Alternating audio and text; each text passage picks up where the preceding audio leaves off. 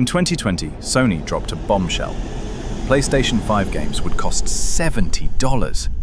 Not the $60 we'd been paying for 15 years, but $70. A 17% price increase overnight.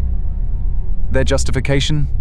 Rising development costs, more expensive technology, increased production values. Games are bigger and better than ever, so naturally they should cost more. Except, are they actually better? When you break down what you're actually getting for that extra $10, the math doesn't add up. In fact, you're paying more money for objectively less game. Let's start with the biggest lie, that $60 games were somehow financially unsustainable. Games have cost $60 since 2005. Adjusting for inflation, that $60 should be about $90 today. So technically, games have been getting cheaper for consumers, while getting more expensive to make, right? Wrong. This argument ignores the most important factor: market size. In 2005, Halo 2 was considered a massive success for selling 2.4 million copies on day one. In 2023, Call of Duty sells 10 million copies in the first 3 days. The gaming market has exploded.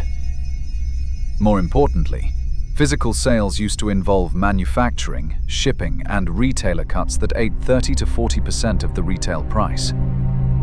Digital sales, which now make up 80% of the market, have virtually no distribution costs.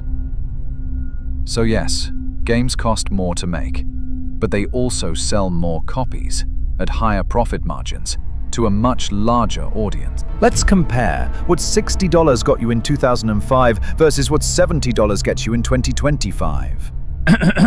2005, $60, complete game on disc, no day one patches required, all content included, no season passes, functional multiplayer if included, instruction manual and physical media actually worked on launch day.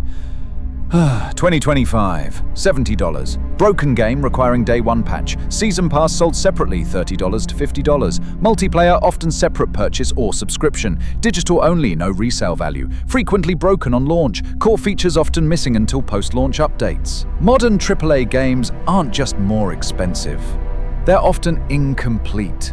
You're paying $70 for the privilege of beta testing a product that might be finished in 6 months. Where does your $70 actually go? The numbers might surprise you.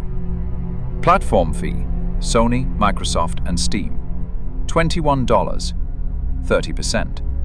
Marketing, 14 to 21, 20 to 30%. Development, 14 to 21, 20 to 30%. Publisher profit, 7 to 14, 10 to 20%. Retailer cut, physical, 7, 10%. Notice something? The actual game development gets roughly the same slice as marketing. You're paying as much for the commercials as you are for the product. Meanwhile, DLC and microtransactions, which have minimal development costs, generate almost pure profit. That $20 skin pack? Maybe $2 goes to development costs. But the $70 price tag is just the entry fee. Modern AAA games are designed around additional monetization. Season passes, $30 to $50 for content that used to be included or free updates.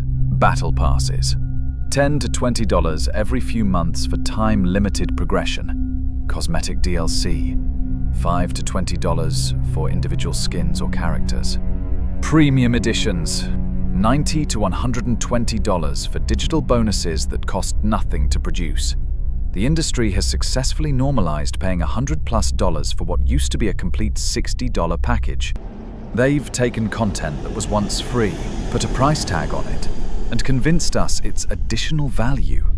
Street Fighter 6 costs $60, but the full roster requires an additional $200+ in DLC.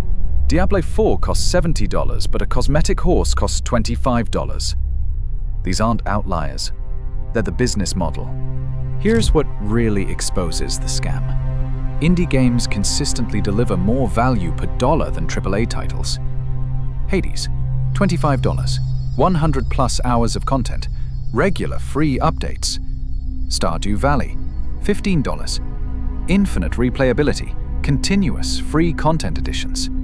Hollow Knight, $15. 40+ hour complete experience with free DLC. These games prove that rising development costs aren't inevitable. They're a choice. AAA publishers choose to spend $100 million on marketing and celebrity voice actors, then pass those costs to consumers. The technology has gotten better, but so have the tools. Game engines are more accessible, asset stores reduced development time, and digital distribution eliminated physical costs. Making games should be cheaper, not more expensive. The $70 price point isn't even the endgame. It's a stepping stone to subscription services where you own nothing permanently. Game Pass, PlayStation Plus, and similar services want you to stop buying games entirely.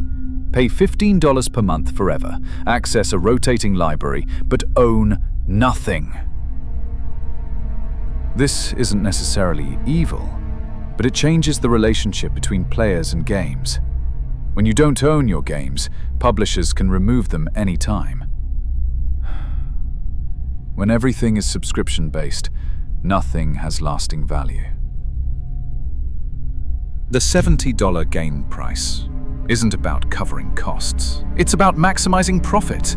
Publishers have successfully convinced us that incomplete games with additional monetization represent fair value. But we have choices.